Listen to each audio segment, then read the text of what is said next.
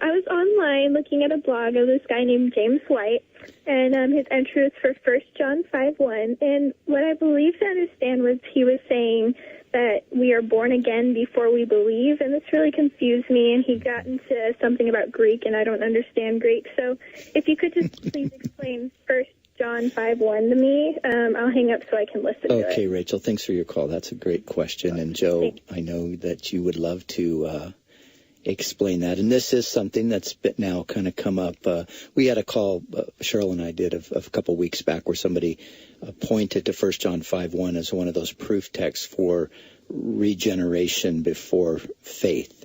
And yet it doesn't seem to me that that's really what the text is talking about, is it? No, it's not. Actually, I think the Reformed stance on this, I think they spoke a little bit too soon when it goes to show you're born again or born of God, and then the faith comes after. So let's just read the first half of the verse so everybody knows what we're talking about. It says, whoever believes that Jesus is the Christ is born of God. And when you look at the Greek text, it implies that being born, genetai, is actually in a perfect tense. That simply means that it's a past completed action with abiding results into the present. But when you look at the word believes, it is in the present tense. It's a present participle, literally.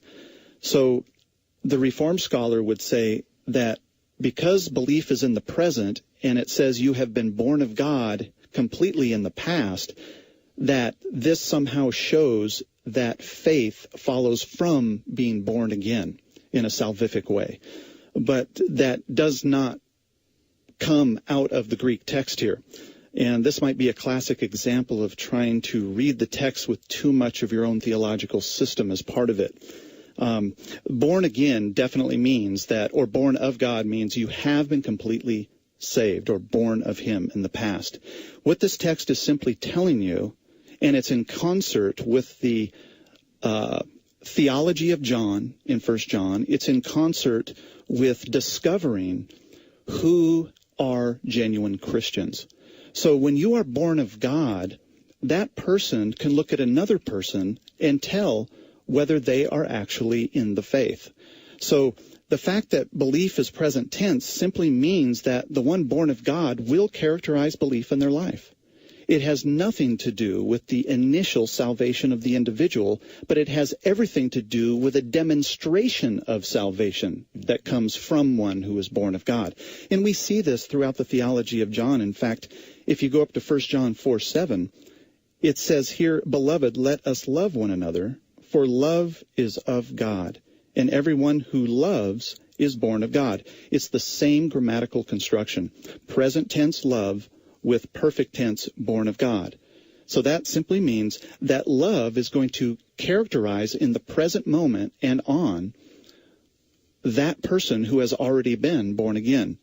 In fact, back in chapter 2, again, John is talking all about practicing righteousness. And he uses the same construction, born of him, or born of God.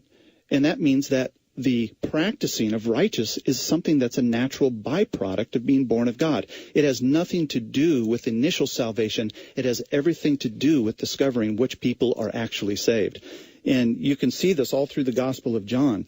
In 1 John chapter 4, it talks about the spirit of Antichrist, and we need to make a distinction between doctrine and about how Christ is viewed. And then when you get to 1 John 3, it talks about those who are manifest, who are the children of the devil, or who are children of God. How do you know? Well, you have to look at what follows from their born-again position. So the theology of John here in the context is understanding who indeed are in the faith. It's not talking about how you come to faith. If you want that, you have to go to like Romans 5:1 that says that somebody is justified by faith. And or Acts 16:31 that says, "Believe on the Lord Jesus Christ, and you and your household will be saved." Those are initial salvation passages. These are simply distinguishing who's in the faith and who's out. Mm-hmm. Excellent answer, Joe. And I think just, again, to simplify it, what you said there, the last point, it's really the context. What is John wanting to communicate at this point? He's not talking about how one is born again. That is not the topic of discussion here in 1 John 5:1, is it? No. Right, okay. Great. I hope that answered it for you, and thanks. That's a great question, and I think I'm just glad Joe had a good opportunity to answer that, because there has been a lot of controversy over that over the past couple of weeks. So I think Joe's done a good job of just kind of setting the record straight.